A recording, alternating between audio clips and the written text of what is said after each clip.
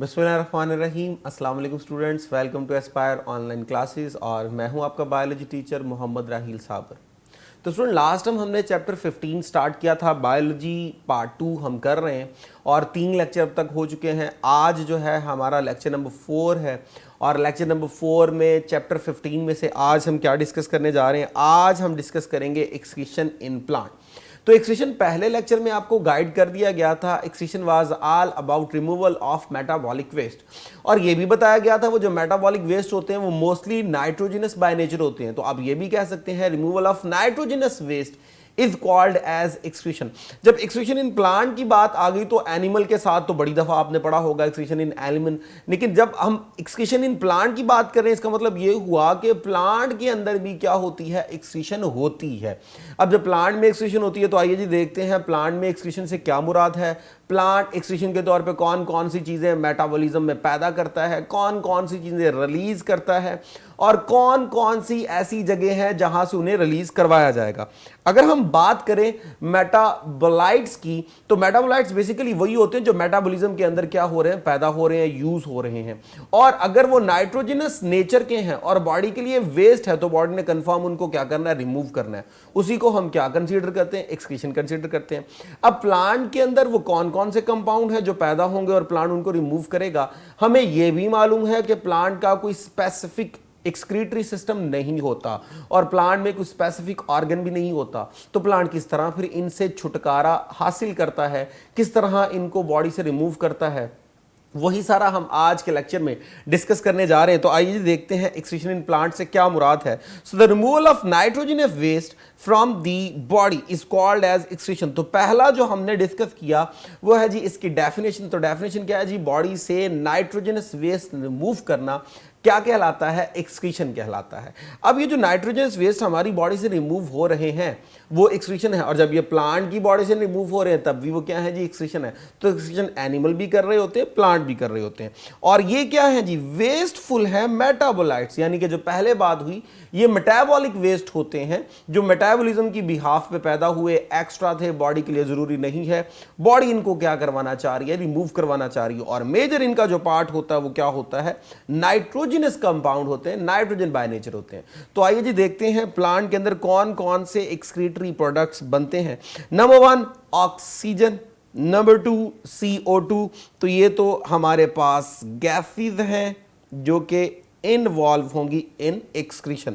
Next one is water, the last one is several organic और inorganic compound. तो ये हमारे पास जो है वो कुछ एक्सक्रीटरी प्रोडक्ट प्लांट की बॉडी के अंदर डिफरेंट मेटाबॉलिज्म के दौरान पैदा होंगी। अब हमें ये डिस्कस करना है कि कौन सी चीज जो है वो कब बॉडी से कैसे रिमूव करवाई जाएगी। तो आइए जी पहला हम डिस्कस करने जा रहे हैं पार्ट रिमूवल ऑफ गैसेस वाला, कि गैसेस को कैसे कैसे रिमूव करवाया जाएगा। तो अभी आपने पढ़ा कि 2 मेन गैसें थी, वो कौन कौन सी थी, एक थी ऑक्सीजन और दूसरी कौन सी थी, CO2। तो आइए जी वो गैसेस बॉडी से किस तरह रिमूव करवाई जाती हैं वो दोनों गैसें हम यहां पे डिस्कस करने जा रहे हैं। So in morning plant perform photosynthesis and respiration. तो ये आप सबको मालूम है कि ड्यूरिंग डे टाइम पौधा 2 काम कर रहा होता है। पहला काम कौन सा, फोटोसिंथेसिस, क्योंकि उसे अच्छी खासी क्या मिल रही है, सनलाइट मिल रही है। और प्रोसेस फोटोसिंथेसिस का लाइट की प्रेजेंस में ही होता है। जब लाइट मिल रही है तो वो लाइट की प्रेजेंस में क्या करेगा, फोटोसिंथेसिस करेगा। वो CO2 अब्सॉर्ब करता है, H2 अब्सॉर्ब करता है in the presence of the chlorophyll and sunlight क्या करता है, ग्लूकोज बनाता है। ये देखिए जी ये आपके सामने प्रोसेस है जी किसका, फोटोसिंथेसिस का, जिसमें आप देख रहे हैं जी CO2 यूज हो रही है, वाटर यूज हो रहा है, क्लोरोफिल की प्रेजेंस में, सनलाइट की प्रेजेंस में हमें क्या रिसीव हो रहा है, ग्लूकोज, और साथ हमारे पास क्या रिमूव हो रही है जी, ऑक्सीजन। अब जब ये प्रोसेस चल रहा होता है ड्यूरिंग डे टाइम तो इसी के पैरेलल पौधा एक और प्रोसेस कर रहा होता है जिसे हम सेलुलर रेस्पिरेशन कहते हैं। और इस प्रोसेस के दौरान क्या होता है, चेक कीजिए, ये ग्लूकोज है, in the presence of oxygen इसे ब्रेक किया जाएगा, बनेगा CO2 वाटर, और साथ आपके पास क्या रिसीव होगा, ATP यानी एनर्जी। तो ये प्रोसेस पहली बात एनर्जी के लिए बहुत ज्यादा जरूरी है। प्रोसेस एनर्जी दे रहा है, जितनी भी एनर्जी प्लांट को चाहिए to perform different kind of activities वो इसी प्रोसेस से आ रही है। इस सेंस में तो ये बहुत ज्यादा इंपॉर्टेंट प्रोसेस है।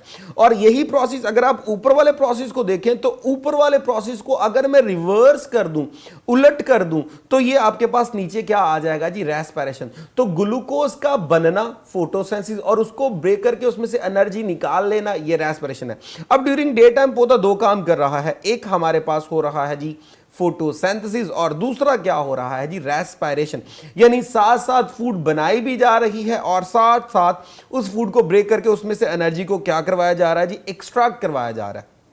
अब इस प्रोसेस में देखिए तो पहले में क्या है जी, ऑक्सीजन हमारे पास क्या हो रही है, प्रोड्यूस हो रही है। और अगर मैं देखूं इस रेस्पिरेशन के प्रोसेस को, तो यहां पे ऑक्सीजन यूज हो रही है। इसका मतलब यह हुआ कि मैं ये कह सकता हूं कि plant during day time photosynthesis से जो ऑक्सीजन पैदा करता है वो रेस्पिरेशन में क्या कर लेता है, यूज कर लेता है। और रेस्पिरेशन में जो CO2 पैदा कर रहा है वो पौधा फोटोसिंथेसिस में यूज कर लेता है। तो इस तरह गैसेस जो है वो आपस में क्या हो रही है, यूज हो रही हैं। वहां से जो गैस पैदा हुई वो पौधे ने दूसरे प्रोसेस में यूज कर ली, और दूसरे प्रोसेस में जो गैस पैदा हुई वो पौधे ने पहले प्रोसेस में क्या कर ली, यूज कर ली। तो इस तरह ड्यूरिंग डे टाइम एक बैलेंस मेंटेन रहता है। तो हम तो कहते हैं कि पौधा ड्यूरिंग डे टाइम क्या पैदा करता है जी, ऑक्सीजन पैदा करता है। उसी ऑक्सीजन को आप इनहेल करते हो, जबकि यहां पे जो मैंने आपको एग्जांपल बताई वो मैं बता रहा हूं कि ये ऑक्सीजन पौधा रेस्पिरेशन में यूज कर रहा है। अगर पौधा फोटोसिंथेसिस में पैदा होने वाली ऑक्सीजन खुद यूज कर रहा है तो हमें ऑक्सीजन कहां से दे रहा है, हम ऑक्सीजन कहां से लेके आ रहे हैं। तो याद रखिएगा इसका जवाब ये होता है कि ये जो आपके पास फोटोसिंथेटिक रेट होता है always greater than respiratory rate, इस रेट से हमेशा ज्यादा होता है। इसका मतलब यह हुआ कि बहुत ज्यादा फोटोसिंथेसिस होगी तो ऑक्सीजन बहुत ज्यादा पैदा होगी। जब ऑक्सीजन पैदा बहुत ज्यादा होगी तो जितनी यूज हो सकती है वो यूज हो जाएगी इन रेस्पिरेशन इन प्लांट। जो सरप्लस है वो पौधा बॉडी से क्या कर देगा, रिमूव कर देगा, क्योंकि वो बॉडी के लिए क्या होगी, वेस्ट प्रोडक्ट होगी। इसका मतलब ये हुआ ड्यूरिंग डे टाइम पौधे के लिए जो वेस्ट प्रोडक्ट है वो कौन सी होगी, ऑक्सीजन होगी। सो वेस्ट इज ऑक्सीजन। क्यों, चेक कर लीजिए, मैंने कहा फोटोसिंथेटिक रेट ज्यादा है, रेस्पिरेटरी रेट कम है, ऑक्सीजन ज्यादा बन रही है, जितनी यूज हो सकती है रेस्पिरेशन में यूज हो जाएगी, बाकी एक्स्ट्रा के तौर पे उसे रिमूव कर दिया जाएगा। सो ऑक्सीजन रिमूव की जाएगी बाय स्टोमेटा।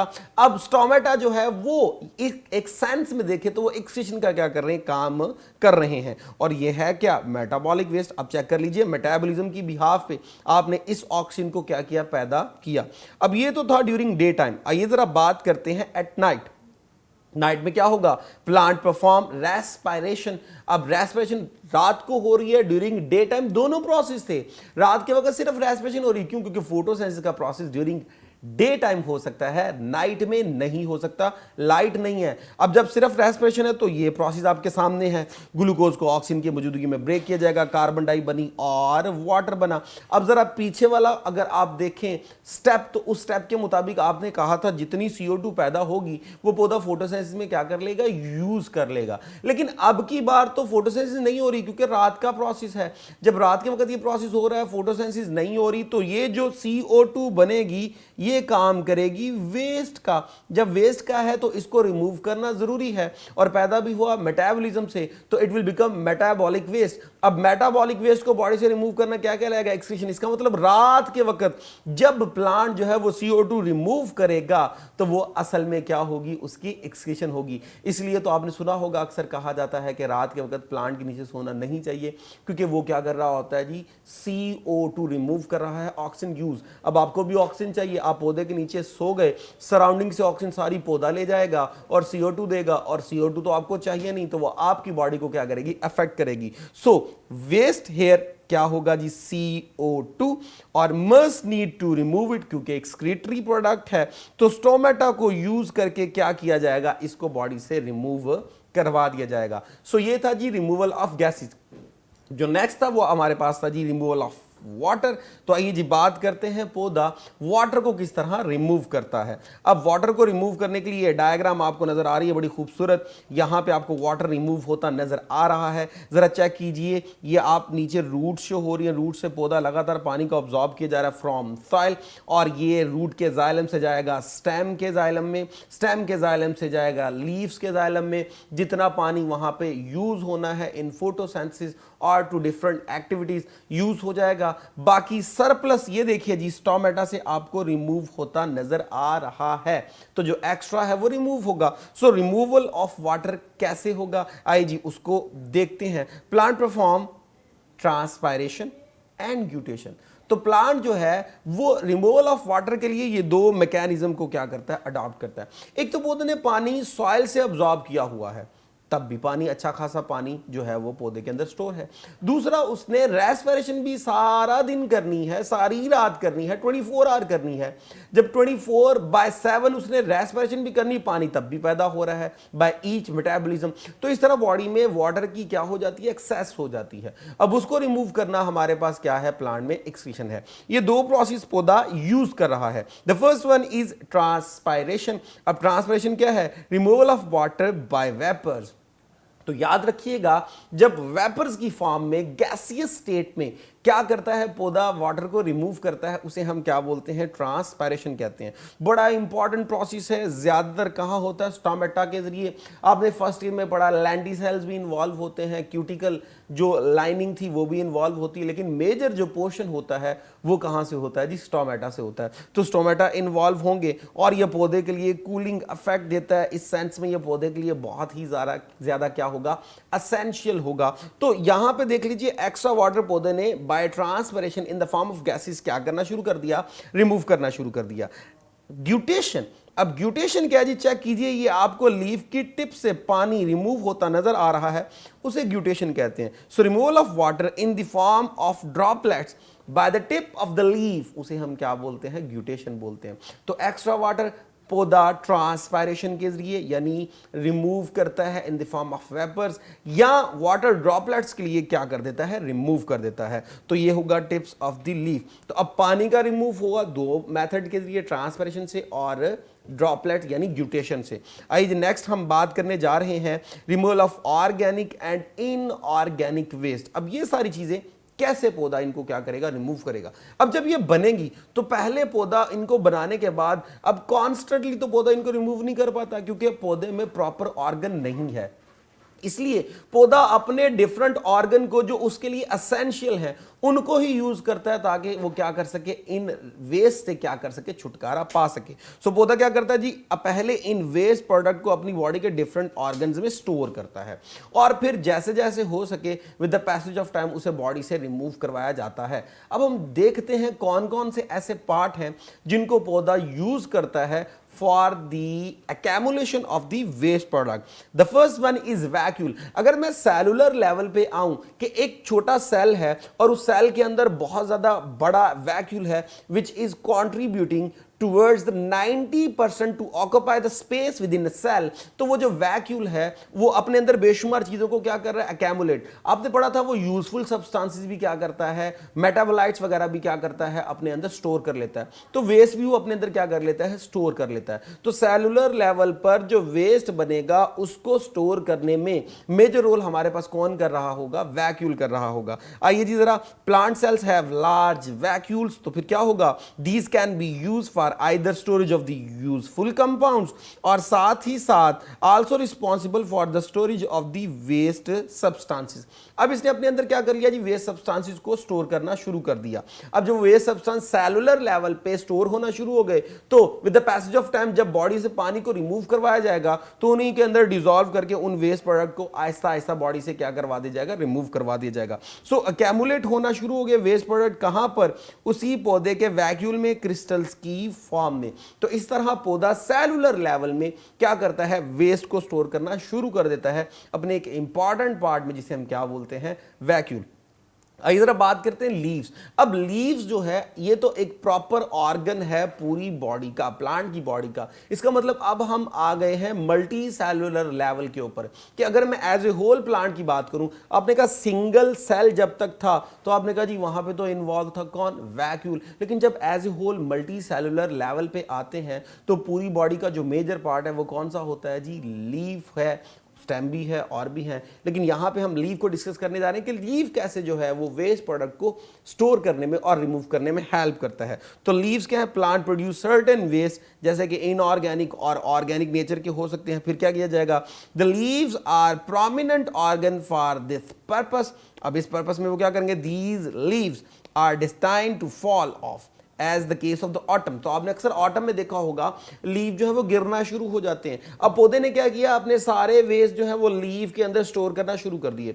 जब लीव के अंदर स्टोर करना शुरू कर दिए तो अक्सर आपने देखा होगा लीव्स का कलर जो होता है वो ऑटम में जब गिरते तो उनका कलर क्या हो चुका होता है, येलो हो चुका होता है। अब येलो होने की वजह ये नहीं है कि क्लोरोफिल नहीं है, येलो होने की वजह ये असल में उन्होंने अपने अंदर अच्छे खासे क्या किए, टॉक्सिक सब्सटेंस या जो मेटाबॉलिक वेस्ट बने थे, एक्सक्रीटरी प्रोडक्ट बने थे, वो स्टोर किए हुए थे।